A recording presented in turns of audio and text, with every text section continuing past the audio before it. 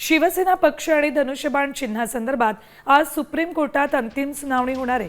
कायदेतज्ञ असीम सरोद यांनी ही माहिती दिली। आजचा निकाल ठाकरेंच्या बाजूने लागणार असल्याचा विश्वासही त्यांनी व्यक्त केलाय।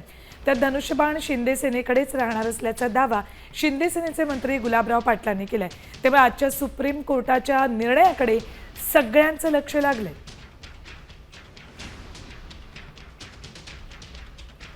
शिवसेना पक्ष आणि कायद्याच्या दृष्टिकोनातून सुद्धा पक्षचिन्हाबाबतची सुनावणी आता होणं याला एक वेगळं महत्त्व आहे आणि पक्षचिन्हासंदर्भातला निकाल झाला पाहिजे।